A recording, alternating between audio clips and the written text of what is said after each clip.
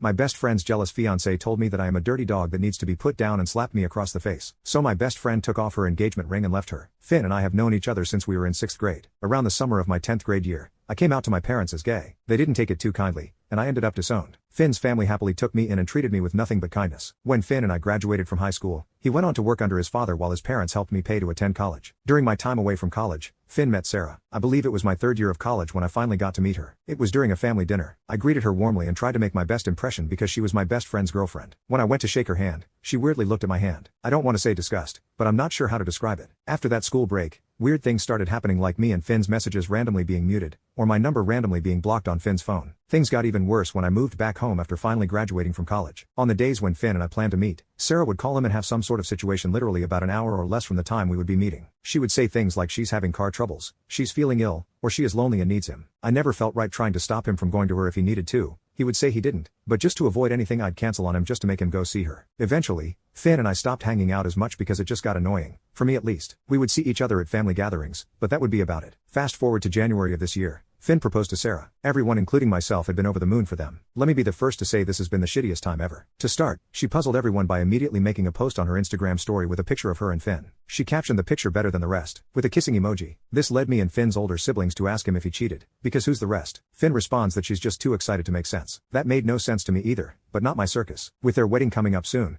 their planning has been nothing short of a nightmare. Her family for some reason doesn't want to help with the cost of the wedding, which isn't their obligation, so I get it. But we as a family decided to all pitch in and help them get the best wedding possible. Finn only had one request, and that was me being his best man. She initially agreed, but after a few weeks, she came back and said that me being the best man wouldn't be possible because she wanted that spot for her brother. This caused some trouble for them, and things were almost called off until I had just talked to Finn and was just like, it's fine. Just let her have it and enjoy your day. Don't let me be the reason you lose what you two have. Of course, I was upset about it, but I would feel worse if things went south because of me. I would say that was my biggest mistake, as now it feels like she is flexing her power. Recently, during another family dinner, she brought up seating and showed us a few pictures. Why would I not be surprised that she sat me at a table away from those I would call my family? When she showed us, I got a few glances from Finn's parents and siblings, and damn, I might be a doormat, but I was just fine with it if the wedding still got to happen. I figured that I would at least speak to one of Finn's family members or Finn himself tomorrow, since that's when we meet for dinner, but I was a bit surprised when Finn dropped by my apartment today. I guess he noticed my hesitancy since he asked me what was going on. I had to ask him if he really saw nothing going on. He said he felt really pissed about the entire wedding situation,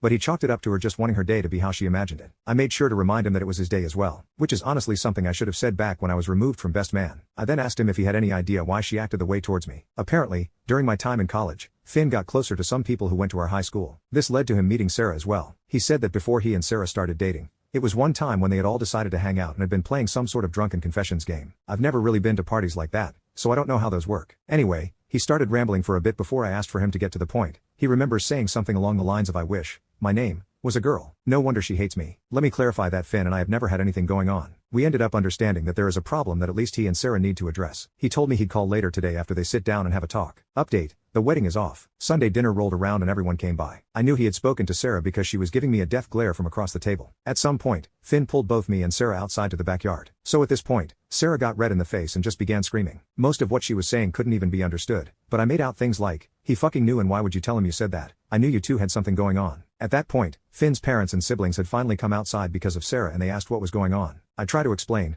but Sarah just starts screaming that I'm a dirty dog that needs to be put down. I guess to cool the situation down, after a little convincing, Finn's mom is able to get Sarah into the house. Finn's sister also went inside with them, leaving only me, Finn, Finn's older brother, and Finn's dad outside. I explain my side of the story and then Finn explains his side. Eventually, Finn's mom and sister come back outside. They say that Sarah is in the bathroom cleaning herself up. His mom starts the conversation with, "Are you two messing around?" I'm effing floored. I fill her in on everything she is yet to know. I tell her that I've never flirted, kissed, or done anything else that was not platonic with Finn. I'm guessing Sarah was listening in through the back door instead of just coming out, because as soon as the words left my mouth she came out screaming at me that I'm a liar. I ask her at what point have I ever made her feel like I'm chasing after Finn. I mean, I'm helping to fund their damn wedding. Finn's parents are trying to help her understand that everything is being misunderstood, but she isn't having it. She kept yelling until the point where Finn had to pull her aside. It started off as a yelling match between them. Color me surprised when she walks back over like everything is fine and slaps me. After a long period of silence and shock, I was just done and I was like, I'm out. Finn and Sarah begin yelling at each other again, but at that point I couldn't have cared any less. I head back inside to grab my things cause I'm done with the situation. Eventually, Sarah screams at Finn, go from calling him names to her saying I'm sorry and give it back. Finn yelled at her to stop. Hell,